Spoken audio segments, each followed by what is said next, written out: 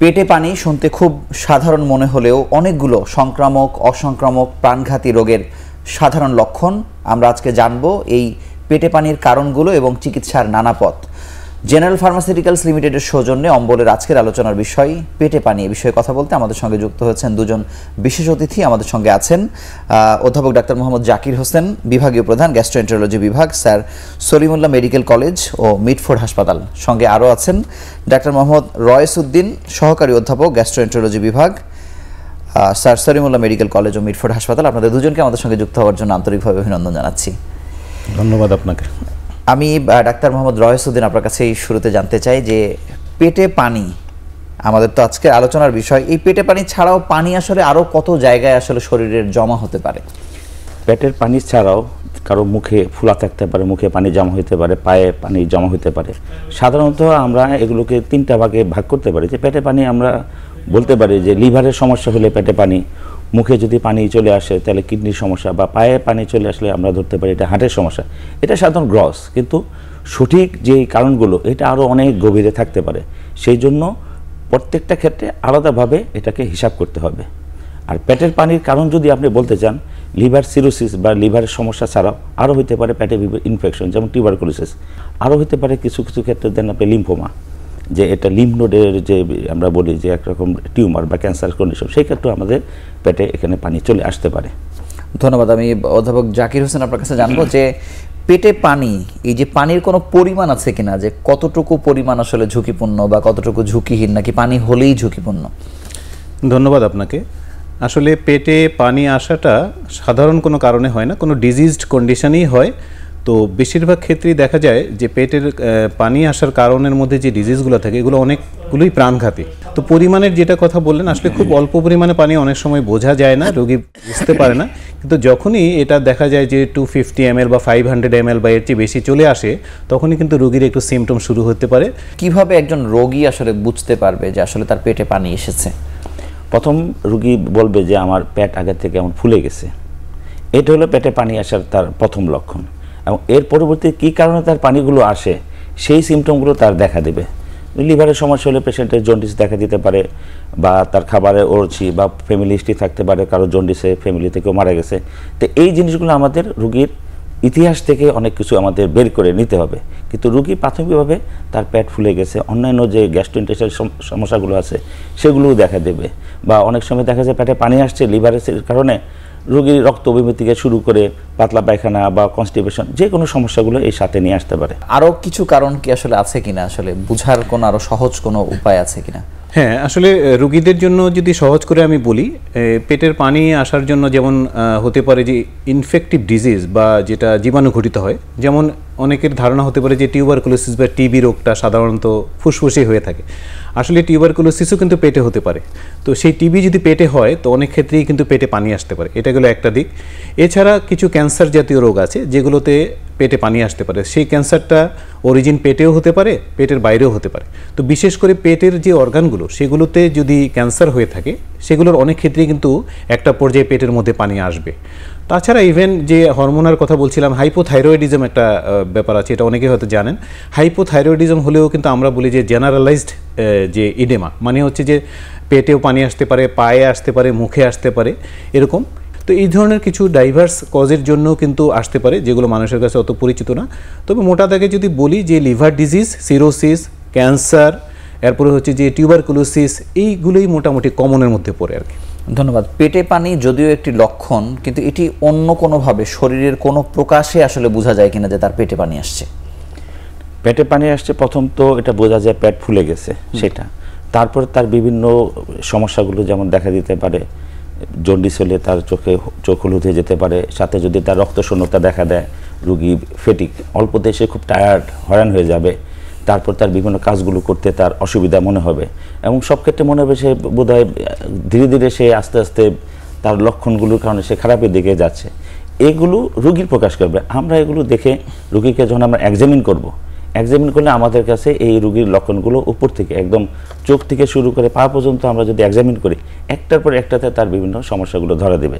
যেমন লিভারের ডিজিজের ক্ষেত্রে কিছু স্টিগমেটা আছে, কী কী হতে পারে, এরকম 8-10টা স্টিগমেটা আছে যেগুলো আমরা দেখে বলতে পারি যে না তার লিভার ডিজিজ এবং এটা অ্যাডভান্স ডিজিজের দিকে চলে গেছে।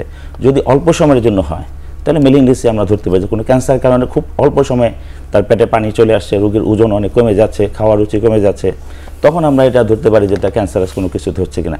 আর ইনফেক্টিভ কজের ক্ষেত্রে যেমন টিবি বলি বা অন্য কোনো ইনফেকশনের ক্ষেত্রে পেশেন্টের জ্বর ফিভার একটা থাকবে, এই জ্বরগুলো দেখে আমরা ধরতে পারি যে ইনফেকশনের কারণে তার এইটা শুরু হয়েছে। তো এই জ্বর থাকবে, এটা আবার যেমন টিবির ক্ষেত্রে কিছু লক্ষণ আছে যে ইভিনিং রাইজ অফ টেম্পারেচার বিকেলের দিকে হবে, তার ওজন কমে যাবে, তার খাওয়ার রুচি কমে যাবে। এই সমস্তগুলো দেখে আমরা বা রোগীর হিস্ট্রি নিয়ে আমরা বুঝতে পারি যে এই সমস্যার আসলে কারণগুলো কোন দিকে যাচ্ছে। সাধারণ পরীক্ষা নিরীক্ষা খুব কমন যেগুলো, যার মাধ্যমে আসলে আপনারা বুঝতে পারেন যে আসলে আপনাদের চিন্তার সাথে আসলে বাস্তবতা ঠিক আছে কিনা। খুব সহজ একটা পরীক্ষা, এটা বাংলাদেশের আনাচে কানাচে হয়, এটাকে আলট্রাসোনোগ্রাফি বলা হয় এবং মানুষের কাছে খুব জনপ্রিয় পরীক্ষা, কোনো ব্যথা লাগে না, খুব সহজে পাওয়া যায়, খরচও খুব বেশি হয় না। আলট্রাসোনোগ্রাফি হচ্ছে যে পেটে পানি আসার একেবারে খুব সহজ এবং অ্যাভেলেবল পদ্ধতি, যেটা দিয়ে পেটে পানি আসছে কিনা সেটা বোঝা যায়। তো এটা সিম্পল পরীক্ষা। তো কোনো কোনো ক্ষেত্রে দেখা যায় যে যদি পরিমাণে সেটা কম হয় সেই ক্ষেত্রে হয়তো বা আলট্রাসোনোগ্রাফিতে ডিটেক্ট যদি নাও করতে পারে, কোনো কোনো ক্ষেত্রে সিটি স্ক্যানের প্রয়োজন পড়তে পারে। তো সিটি স্ক্যানের আরেকটা সুবিধা হচ্ছে যে শুধু এই পানিটাই না, পানির কারণ হিসাবে অন্য কিছু আছে কিনা সেটা কিন্তু আলট্রাসোনোগ্রাফির যে আরেকটু অ্যাডভান্স পরীক্ষা সিটি স্ক্যান। সেক্ষেত্রে ওই যে আমরা বলছিলাম যে অনেক সময় টিউবারকুলোসিস বা ক্যান্সার জাতীয় কোনো ডিজিজ যদি থাকে পেটের মধ্যে, সেই কারণে যদি পানি আসে, সেক্ষেত্রে সিটি স্ক্যান করলে একই সাথে যে পানির যে পানি আছে কিনা সেটা এবং কারণটাও আমরা অনেক ক্ষেত্রে নির্ণয় করতে পারি।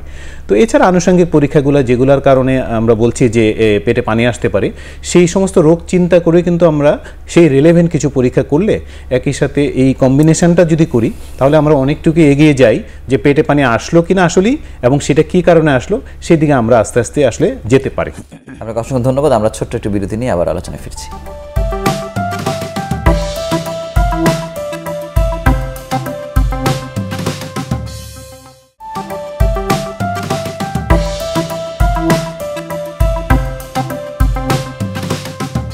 ডাক্তার রয়েসউদ্দিন, আপনার কাছে জানবো যে এই সাধারণ পরীক্ষার বাইরেও কি আসলে আরও সুনির্দিষ্ট কোনো পরীক্ষা আছে কিনা, কনফার্মেটরি টেস্ট যেটা বলি, বা আরও আপনারা অন্যভাবে বলতে পারেন? পানির কারণটা কি সেটার জন্য আরও অনেক অ্যাডভান্স পরীক্ষাগুলো আছে। আচ্ছা, এর মধ্যে যে আমরা যদি বলি ইনভেসিভ কোনো পরীক্ষার কথা বলি, আমরা এই পানিটুকু বের করে এই পানির বিভিন্ন পরীক্ষা, তার ফিজিক্যাল, কেমিক্যাল, বায়োকেমিক্যাল বা তার টিউবের জীবাণু আছে কিনা বা ক্যান্সার আছে কিনা সেগুলো পুরো পানি বের করে আমরা এটা করতে পারি। আরও কিছু পরীক্ষা আছে যে এটা পানিটা আসলে লিভার সিরোসিস বা পেটেক ইনফেকশনের কারণে বা ক্যান্সারের কারণে হলো কিনা, এটা কমন পরীক্ষা আছে, আমরা স্যাক বলি, মানে রক্তের অ্যালবুমিন আর অ্যাসিটিলকোলিক অ্যালবুমিন একটা গ্রেডিয়েন্ট আছে, এই গ্রেডিয়েন্টের আমরা ডিফারেন্সিয়েট করে আমরা বলতে পারি আদৌ এটা কোন দিকে গেছে। আরও কিছু পরীক্ষা যেগুলো আছে যে যখন আমরা বললাম পানির কারণ বের করার জন্য, যে লিভার ডিজিজের কারণ হয়, লিভারের হেপাটাইটিস বি আছে, সি আছে, নন সিরোটিক মানে বি সি ছাড়াও এখানে আছে যে আপনার যে লিভারের ক্যান্সার হতে পারে, পেটের ভিতরে যে ক্যান্সার হতে পারে, সেই জিনিসগুলো আমরা এটা দেখতে পারি। আর পেটে পানি আসার বড় একটা কারণ তার পোর্টাল হাইপারটেনশন, অর্থাৎ পেটের ভিতরে যে আমরা পোর্টাল শিরাগুলো আছে এগুলো ফুলে যায়, এটা আমরা পরীক্ষা করে এন্ডোস্কোপি করে আমরা এই দেখতে পারি যে এটা আসলে লিভার সিরোসিস অ্যাডভান্স কতটুকু বা এটার সাথে আছে কিনা, এগুলো আমরা দেখতে পারি। রোগী যখন আসলে সাধারণ লক্ষণগুলো প্রকাশ পেল বা বুঝলো না, আসলে সে কখন কার কাছে আসলে যাবে, কখন তার যাওয়ার সময়?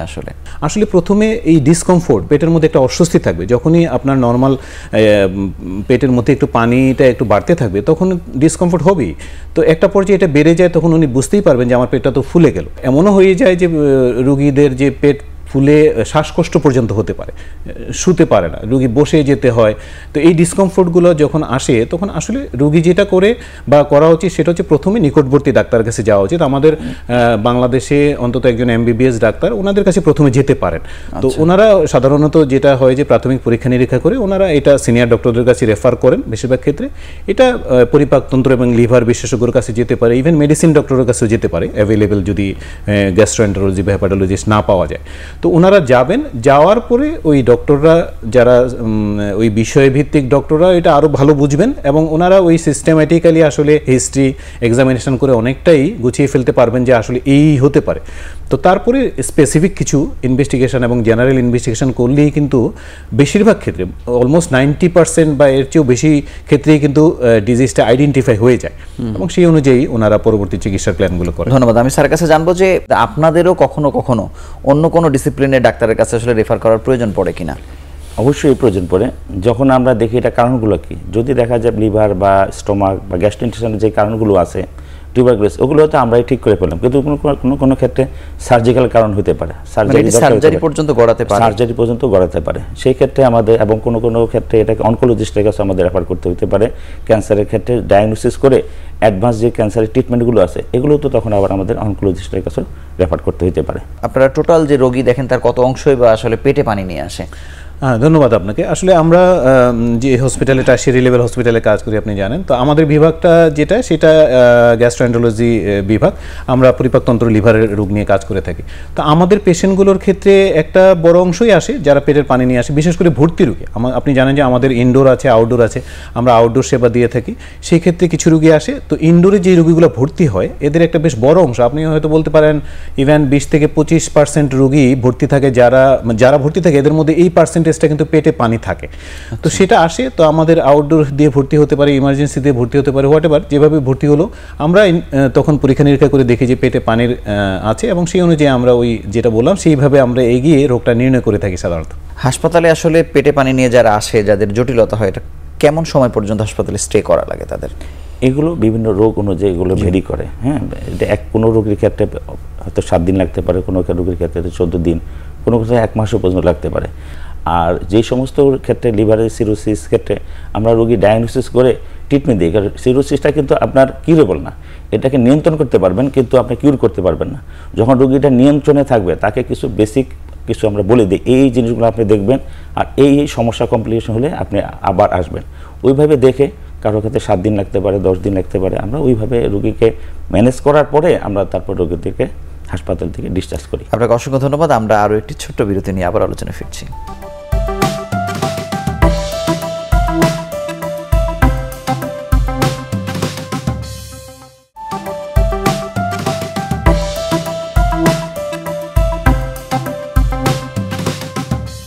অধ্যাপক জাকির, আপনার কাছে জানবো আসলে চিকিৎসা কি, বা আপনার চিকিৎসা আসলে কোথায় থেকে শুরু করেন বা কতদূর পর্যন্ত যাওয়া লাগে আসলে? হ্যাঁ, চিকিৎসার ব্যাপারটা নির্ভর করে তার ডায়াগনোসিসের উপরে। তো আমরা যে পদ্ধতিগুলোতে ডায়াগনোসিস করে থাকি এতক্ষণ যে আমরা আলোচনা করলাম, ধরুন একটা পেশেন্টের পেটের পানির কারণ হিসেবে টিউবারকুলোসিস আসলো, তো টিউবারকুলোসিস কিন্তু ট্রিটেবল এবং এটা অলমোস্ট 100% কিউরেবল ডিজিজ। কিছু ক্ষেত্রে রেজিস্ট্যান্ট টিউবারকুলোসিস থাকে, সেটার জন্য আমাদের বিশেষায়িত ইউনিট আছে বক্ষব্যাধি হসপিটালে বা অন্য কিছু জায়গা আছে, সেক্ষেত্রে আমরা পাঠাই। যদি ক্যান্সার হয়ে থাকে, ক্যান্সারের ক্ষেত্রে যেই রোগীগুলো আসলে পেটে পানি আসে এগুলো আপনাকে বুঝতে হবে যে these are very advance cancer, সেই ক্ষেত্রে আসলে কিউরেবল অবস্থায় থাকে না। তো ইন দ্যাট কেস আমার কলিগ বললেন যে আমরা অনকোলজিস্টের কাছে বা যারা ক্যান্সার বিশেষজ্ঞ ওনাদের সাথে আমরা কথা বলি এবং বোর্ড করি এবং মূলত ওনাদের কাছে আমরা রোগীগুলো পাঠাই যে ওনার কিউরেবল সিচুয়েশন নাই, তবে ওনাকে একটু প্যালিয়েটিভ ট্রিটমেন্ট বা একটু আরাম দেওয়া যায় কিনা যতদিন বেঁচে থাকে সেটা একটা ব্যাপার। যেমন কিডনি ডিজিজের ক্ষেত্রে নেফ্রোটিক সিনড্রোম যেটা বললাম, তো সেক্ষেত্রে কিন্তু এটা অনেকটাই কিউরেবল বলা যায়। সেক্ষেত্রে আমরা নেফ্রোলজিস্টদের কাছে পাঠাই, ওনারা ওইভাবে চিকিৎসা দেন। আরেকটা হচ্ছে হাইপোথাইরয়েডিজম, হরমোনের চিকিৎসা, সেটা কিন্তু মানে এটা একেবারেই ভেরি কন্ট্রোলেবল। যেমন ডায়াবেটিস রোগী কিউর হবে না কিন্তু কন্ট্রোলে থাকা যাবে, হাইপোথাইরয়েড তাই। সেক্ষেত্রে দেখা যাচ্ছে অ্যাডেকুয়েট ডোজ ডিউরেশনে যদি ওষুধ খায়, সেই হাইপোথাইরয়েডের কারণে যদি পেটে পানি এসে থাকে সেটাও কিন্তু এই পেটের পানিটা চলে যাবে। তো এটা একেবারেই ডিজিজ নির্ভর, ডায়াগনস্টিক নির্ভর। তো সেই অনুযায়ী চিকিৎসাগুলো কিন্তু ইনফ্যাক্ট আমরা করে থাকি এবং আমাদের দেশে এর সবগুলো চিকিৎসাই অ্যাভেলেবল। আরেকটা হচ্ছে যে সিরোসিসের ক্ষেত্রে যে আমার কলিগ বলছিলেন যে কিউরেবল না হলেও যেগুলো পেটে পানি আসা সিরোসিস কিউরেবল হবে না, কিন্তু তারপরেও কিন্তু আমরা রোগীগুলোকে ফলো আপ করি, চিকিৎসা দিয়ে থাকি, সিমটোমেটিক চিকিৎসা দিই। তো সিমটোমেটিক চিকিৎসাতে এই সিরোসিসের রোগীর কিন্তু তার লাইফস্টাইলটাতে অনেকটা পরিবর্তন হয়, মোটামুটি সে কমফোর্টলি তার জীবনটা পার করতে পারে। ধন্যবাদ। এটি সার্জিক্যাল পর্যন্ত আসলে কতদূর গড়ায় বা অন্য ধরনের ইন্টারভেনশনের প্রয়োজন হয় কেমন? ইন্টারভেনশনের ক্ষেত্রে যেগুলো দেখা যায় যে রোগীর যদি সিরোসিস থাকে, তার যদি কমপ্লিকেশনগুলো থাকে, সেই ক্ষেত্রে সার্জারির দরকার পড়ে। যেমন আমাদের কাছে যেগুলো আছে, লিভার সিরোসিসের কারণে রোগীর দেখা গেল যে তার রক্তবমি হচ্ছে, আমরা হয়তো সেখানে ব্যান্ড করে দিতে পারি। অনেক ক্ষেত্রে দেখা যায় যে আর্লি স্টেজ, আমাদের স্টেজ আছে চাইল্ড পাওয়া বলে আমরা বলি, ওই স্টেজ অনুযায়ী রোগীর লিভার ট্রান্সপ্লান্টের ব্যাপার এখানে চলে আসে এটা। আর কোনো কোনো ক্ষেত্রে অ্যাডভান্স ডিজিজ যখন কিছুই করা যায় না, কিছু অ্যাডভান্স টিপস বলি, যেটা আমরা পেটের পানিটাকে ড্রেন করে দিই আমাদের রক্তনালীর, সেই টিপস করেও আমরা দেখা, এটাও অ্যাডভান্স সার্জিক্যাল বলুক বা ইন্টারভেনশন বলুক, এই হিসাবে রোগীকে আমরা এখানে ট্রিট করে দিতে পারি। একবার যদি ভালো হয়ে যায়, মানে রোগ নির্ণয় হলো, ঠিকমতো চিকিৎসা হলো, এটাকে আবারও ব্যাক করতে পারে কিনা? এটা ডিপেন্ড করে আপনার রোগের উপরে। যখন লিভার সিরোসিস রোগীগুলো তো এটা ভালো হওয়ার সুযোগ নাই, কিন্তু টিউবারকুলোসিসের ক্ষেত্রে ভালো হলে আবার তার একই ঘটনায় তার টিউবারকুলোসিস এটা আবার আসতে পারে, কোনো ইনফেকশন যেটা একবার হলো ওইটা যদি আবার একই এক্সপোজ তাকে করে, তাহলে সেই জিনিসগুলো তার আবার হতে পারে। ধন্যবাদ। আমি স্যারের কাছে যাবো আমরা অনুষ্ঠানের শেষ প্রান্তে, যে আসলে এই রোগ নিয়ে বা এই লক্ষণ নিয়ে মানুষের মধ্যে বিভ্রান্তি কি ধরনের আছে, যে হাসপাতালে আসছে না বা বুঝতে পারছে না, পার্শ্ববর্তী ওষুধের দোকানে গিয়ে ওষুধ খেয়ে ফেলছে, এই ধরনের বিভ্রান্তি কি হয়? মানুষের একটা টেন্ডেন্সি আছে যে পেটের যে কোনো সমস্যাকেই বলে যে গ্যাসের সমস্যা, লিভারের সমস্যা, এই ধরনের একটা লেমেন টার্ম আছে যে আমার লিভারের প্রবলেম, গ্যাসের প্রবলেম। তো এই লিভারের প্রবলেম, গ্যাসের প্রবলেমে বেশিরভাগ ক্ষেত্রেই যেটা দেখা যায় যে নিকটবর্তী ফার্মেসির কাছে গিয়ে ওষুধ নিয়ে সিমটোমেটিক চিকিৎসা নেয়। তো আসলে সাধারণ গ্যাসে সেক্ষেত্রে কিছুটা কাজ করলেও পেটে পানি আসাটা কিন্তু কাজ করবে না, সেটা গ্যাসের সমস্যা না। আমরা এতক্ষণ ধরে যে আলোচনা করলাম, প্রত্যেকটা ডিজিজই আসলে অ্যাডভান্স ডিজিজ, কিন্তু যেভাবে আসুক পেটের পানি আসলেই তার বাসায় বসে থাকা যাবে না, এটা তো নিশ্চিত। পেটে পানি যদি এসে যায় এবং রোগী যদি এটা বুঝতে পারেন এবং কনফার্ম হন, যে চিকিৎসকের মাধ্যমে কনফার্ম হলে ডেফিনেটলি এটা ঘরে বসে থাকার রোগ না। এবং অনেক ক্ষেত্রেই যেটা দেখা যায় যে এটা ইভেন আউটডোর বেসিসেও চিকিৎসা করে অনেকগুলো রোগে কিউর করা যায় না। এবং এই পেটে পানি আসার বেশিরভাগ রোগীকেই তার জীবনের বা ডিজিজ প্রসেসের যে কোনো না কোনো পর্যায়ে ভর্তির প্রয়োজন হবে। সেই জন্য রোগীদের জন্য যেটা পরামর্শ সেটা হচ্ছে আপনারা যখনই বুঝতে পারবেন যে এরকম সন্দেহ, নিকটবর্তী ডাক্তারের কাছে যাবেন এবং পেটে পানি আসলে সেটা সঠিক রোগ নির্ণয় করে আপনি চিকিৎসা করবেন। পার্শ্ববর্তী দোকানে গিয়ে ওষুধ খেয়ে নিলেন, সেটা সেই ডিজিজ না। ধন্যবাদ। আমি শেষ প্রশ্ন স্যারের কাছে করতে চাই যে আসলে পেটে পানির রোগটা আসলে এড়ানোর জন্য আসলে কি করা যেতে পারে, কেমন জীবনযাপন জরুরি?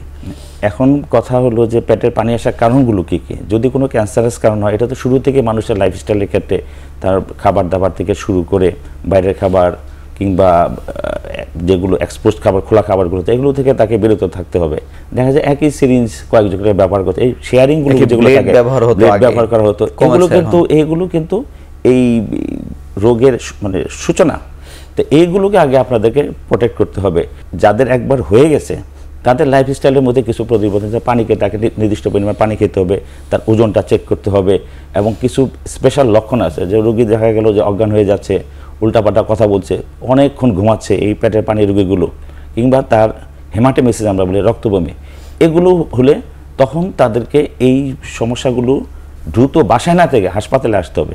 আপনাকে অসংখ্য ধন্যবাদ এবং আপনাদের দুজনকে আমাদের সঙ্গে যুক্ত হওয়ার জন্য আন্তরিকভাবে অভিনন্দন জানাচ্ছি। আপনাকে ধন্যবাদ, এখন টিভিকে ধন্যবাদ। পেটে পানি নিয়ে আমরা আসলে বিস্তারিত আলোচনা করলাম। এটি মোটেই সাধারণ রোগ নয় এবং পেটে পানি কখনো এসে গেলে বা এই ধরনের কোনো লক্ষণ প্রকাশ পেলে আপনি দ্রুত পার্শ্ববর্তী চিকিৎসকের কাছে যাবেন এবং প্রয়োজনে চিকিৎসকই আপনাকে সঠিক জায়গায় পৌঁছে দেবে। নিজে নিজে চিকিৎসা নিয়ে আসলে মৃত্যু ঝুঁকি বাড়িয়ে আনবেন না, এই প্রত্যাশায় আজকের মতো বিদায় নিচ্ছি। ভালো থাকুন, সুস্থ থাকুন।